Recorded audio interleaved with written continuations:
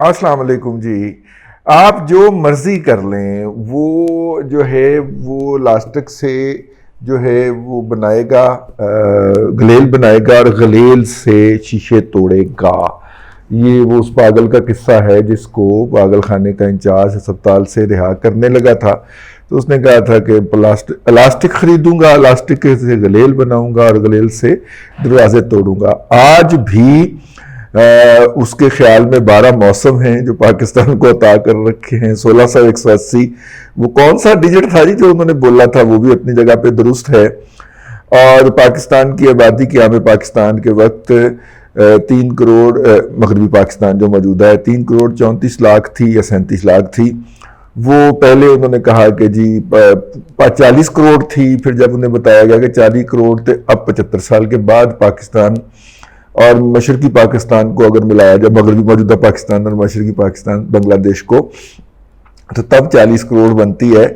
لیکن اس کے ساتھ بھی جیسی کوکو ایسے کوکو کے بچے، اس کو لقمہ دینے والا بھی جو تھا وہ ماشاءاللہ کمال کا تھا. 4 لاکھ آبادی تھی. میرا خیال ہے کہ ملین کو مکس کر رہے تھے. 4 ملین، پھر وہ بھی 40 لاکھ بنتی ہے.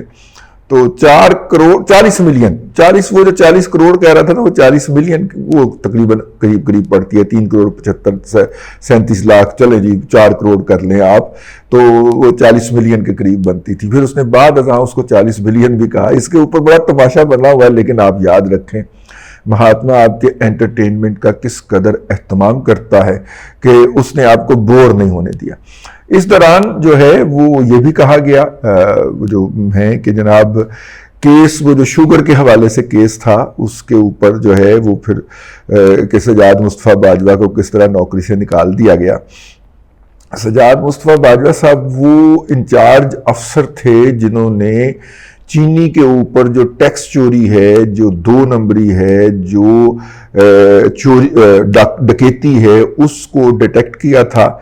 اور وہ خسرو بختیار اور مونس الہی اور دوسروں کے خلاف باقاعدہ فوجداری کے یا سول مقدمات درج کرنے لگے تھے. اب سوال یہ پیدا ہوتا ہے کہ ان کو ہٹایا گیا تو کیا اس لیے ہٹایا گیا کہ وہ مقدمات درج کرنے لگے تھے، یا اور وہ ان کو پلیڈ کرنے لگے تھے، یا اس لیے ہٹایا گیا کہ وہ مقدمات درج نہ کر سکے؟ میرا مطلب ہے کہ پوچھنے کی بات بنتی ہے نا کہ آپ اس کو اپنا کارنامہ سر انجام دے رہے ہیں، تو کیا آپ نے انہیں اس لیے ہٹایا کہ وہ پروسیڈنگ مطلب کیا آپ لاجک کیا پیش کرنا چاہ رہے ہیں کہ وہ انویسٹیگیشن کر کے ایک پوائنٹ پہ پہنچ گئے جس میں قابو آ رہا تھا مونس الہی اور خسرو بختیار، اور ان کو روک دیا گیا اور ان کو ان کے عہدے سے ہٹا دیا گیا. نہ صرف کہ عہدے سے ہٹایا گیا بلکہ نوکری سے بھی نکال دیا گیا، جو کہ وہ آپ نہیں نکال سکتے تھے. کسی بھی دن وہ بحال ہو کے واپس آ جائیں گے. تاہم جو ہے وہ یہ شغل لگا ہوا ہے جی. لیکن خیر چھوڑیں اس شغل کو، آگے چلتے ہیں. اس وقت جو ہے وہ IMF کی رپورٹ آئی تھی، ہم نے اپنے دادا پوتا شو کے اندر پڑھی تھی، تقریباً کوئی بدھ کے روز پڑھی تھی وہ رپورٹ. ظاہر ہے پھر لوگوں تک تو اس وقت پہنچتی ہے نا جب وہ پبلک انٹرسٹ میں ہو جاتی ہے. IMF نے جو کنٹری رپورٹ جاری کی ہے اس کے اندر انہوں نے کہا ہے کہ غربت کے جو واقعات ہیں وہ بہت زیادہ ہو جائیں گے. افراط زر اوسطاً پورے سال کی 20% پہ رہے گی. ویسے کچن کی افراط زر جو ہے وہ تو ہم لے گئے ہوئے ہیں نا، 42% کے اوپر چلی گئی پچھلے مہینے. اب ہو سکتا ہے اس میں کمی واقع ہو، یقیناً کمی واقع ہونی چاہیے. ٹیکنیکلی بات کر رہا ہوں میں، کسی کی محبت یا نفرت میں بات نہیں کر رہا. ٹیکنیکلی اسے کم ہونا چاہیے، ٹھیک ہے. اگر وہ نہیں ہوتی تو پھر ہمارے نظام کے اندر کوئی بہت بڑے مافیاز بیٹھے ہوئے ہیں جو اس کو آپریٹ نہیں کرنے دے رہے. اب دیکھیے نا 1800 روپے تک تیل گیا تھا، اور ہماری آئل مارکیٹ کی جو کمپنیاں ہیں، یہ جو بناسپتی گھی اور کوکنگ آئل بنانے والے ہیں، ان کی کیلکولیشن $1400 سے $1500 تک تھی. تو لہٰذا انہوں نے ہاتھ اٹھا لیا اور ملک کے اندر شارٹیج پیدا ہونے لگی تھی. تو پھر وہ شہباز شریف صاحب گئے تھے اور 4 جہاز، انہوں نے گئے نہیں تھے، فون کیا تھا اور گیا کوئی اور تھا، تو منسٹر تھا متعلقہ، تو یہ پھر جہاز 2 یا 4 لے کے آئے تھے.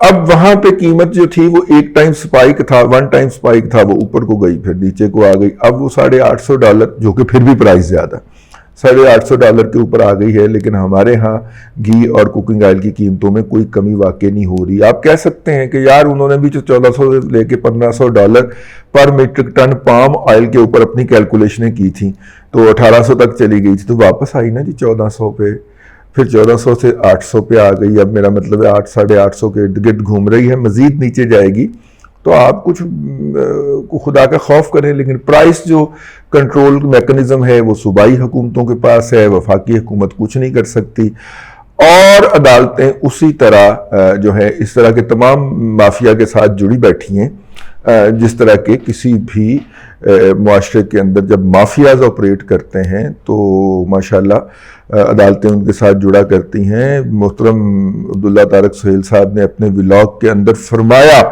کہ ممبئی کا مافیا پوری دنیا کے اندر مشہور تھا، اور اس لیے مشہور تھا کہ وہاں کی عدلیہ جو تھی وہ اس کے ساتھ ملی ہوئی تھی۔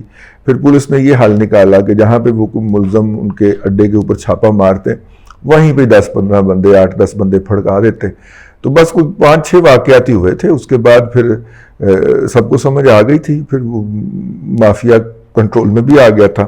چھوٹا شکیل، بڑا شکیل، یہ سارے جو تھے، چھوٹا ارجن بڑا ارجن ٹھیک ہو گیا، اور وہ اپنے جو ہیں وہ بھی داؤد ابراہیم صاحب جو ہیں وہ سارے یا کوچ کر گئے وہاں سے یا پھر اس میں آ گئے۔ تو مطلب کہ اس سے آپ اندازہ کر سکتے ہیں کہ مافیاز کیسے آپریٹ کرتے ہیں۔ ہٹلر کو بھی پروموٹ کرنے کے اندر وہاں کے ججز نے بھرپور حصہ لیا تھا۔ پچھلے دنوں سید طلعت حسین نے تاریخ کے ایک ورک سے اس کو ہائی لائٹ کر کے کہ کس طرح ہٹلر کو سپورٹ حاصل تھی وہاں کی عدلیہ کی، سانوں کی، ایسی تاریخ کے طالب علم ہے۔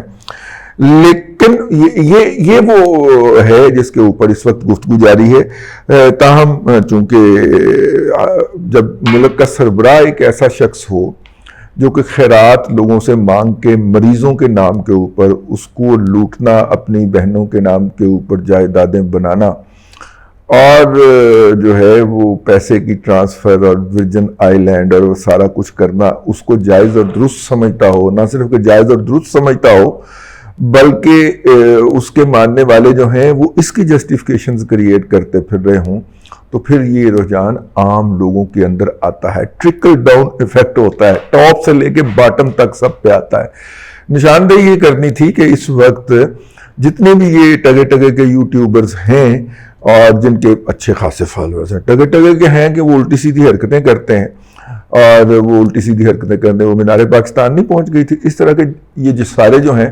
انسپائریشن ان کی عمران خان کے یہ بہت بڑے فین فالوور ہیں اور اس کو وہ آئیڈلائز کرتے ہیں۔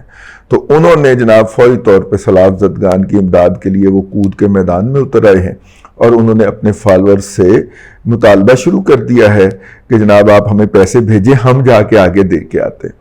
تو یقیناً اللہ تبارک و تعالیٰ نے ہر بندے کے حصے کے احمق پیدا کیے ہوتے ہیں، تو وہ ان کے لیے حصے کے بھی جو احمق ہیں وہ ان کو پیسے بھجوا رہے ہوں گے یا بھجوا رہے ہیں۔ ایزی پیسہ ایزیسٹ وے ہے کسی سے پیسے منگوانے کا، تو وہ منگوا بھی رہے ہوں گے، لیکن دیکھنے کی بات یہ ہے کہ کیا یہ پیسے پہنچ رہے ہیں یا ان پیسوں سے جو ہے وہ اپنی کسی باجی کی نام کے اوپر جائیدادیں خرید رہے ہوں گے، ٹھیک ہے، جس کو بعد میں پھر خود ہی وہ ایمنیسٹی سکیم دے کے تو اس کو سفید چوگا بھی پہنا رہے ہوں گے۔ تو کیا یہ ہوگا؟ خدارہ کسی ایسی آرگنائزیشن، بلکہ فراڈ کا تو یہ لیول ہے کہ الخدمت کا اشتہار جو ہے اس میں سے جو بینک اکاؤنٹ کاٹ کے نا تو اپنا بینک اکاؤنٹ فٹ کر کے تو کمائی جا رہے ہیں۔ یہ جو اپنا ٹی ایل پی والے جو ہیں ان کا اشتہار لے کے، اور جتنے بھی ایون وہ جو عمران خان کا اشتہار ہے نا جس کے اندر انہوں نے حکومت پنجاب کا نمبر دیا ہے اور حکومت خیبر پختونخوا کا نمبر دیا ہے، ان نمبروں کو بھی ان نمبروں کی جگہ پہ اپنے نمبر لگا کے، اپنے اکاؤنٹ نمبر لگا کے اور سوشل میڈیا پہ اس وقت گھمایا جا رہا ہے۔ تو ٹھیک ہے نا یار، اگر قائد جو ہے وہ کہہ سکتا ہے کہ جناب یہ کتنے پیسے اکٹھے ہوئے ہیں، انہوں نے کہا جی 2 کروڑ اکٹھے ہوئے ہیں، اچھا 20 لاکھ روپیہ بینک کے کھاتے میں ڈال دو، 20 لاکھ روپیہ ادھر ڈال دو، باقی میری گاڑی میں رکھ دیں، ٹھیک ہے۔ اگر قائد یہ کہہ سکتا ہے تو پھر فالوورز بھی ایسے ہی ہوں گے، جیسی کوکو ویسے کوکو کے بچے. تو وہ یہ فراڈ سے بچیے. اور اگر آپ کو کوئی یہ کہتا ہے کہ اس فرد کو آپ کوئی ڈونیشن دیں تو اس سے جھوٹی بات کوئی نہیں ہوگی.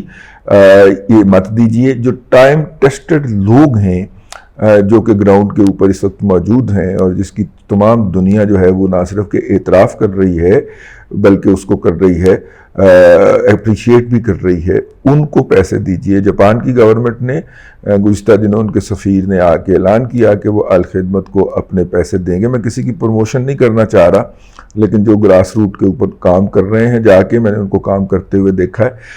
باقی جو ہیں وہ سارے نکلے ہوئے ہیں.